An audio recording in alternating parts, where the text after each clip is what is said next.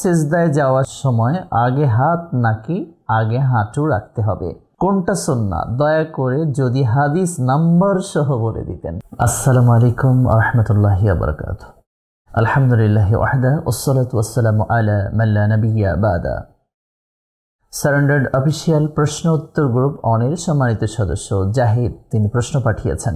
আসসালামু আলাইকুম শাইখ, সিজদায় যাওয়ার সময় আগে হাত নাকি আগে হাঁটু রাখতে হবে, কোনটা সুন্নাহ? দয়া করে যদি হাদিস নাম্বার সহ বলে দিতেন।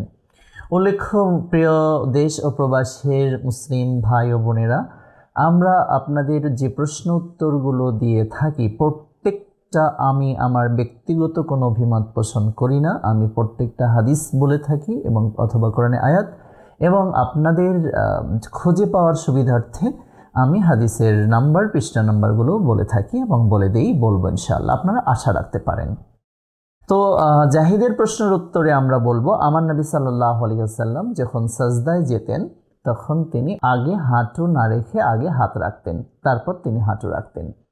তো এটা আপনি সহিহ বুখারী 803 নম্বর 10/128 নম্বর অনুচ্ছেদ 803 নম্বর হাদিসের পরিচ্ছেদ অংশে আপনি পেয়ে যাবেন, বাব অংশে পেয়ে যাবেন। 10/128 নম্বর অনুচ্ছেদে আপনি এই রিওয়ায়াতটা পেয়ে যাবেন ইনশাআল্লাহ তাআলা।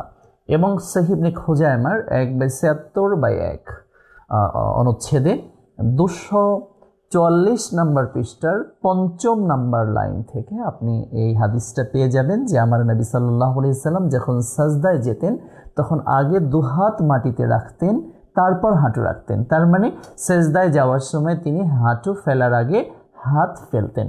এটাই সুন্নাহ এবং এটাই সুন্নতি নিয়ম।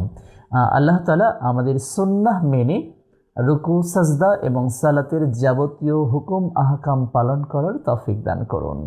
আসসালামু আলাইকুম ওয়া রাহমাতুল্লাহি ওয়া বারাকাতুহু।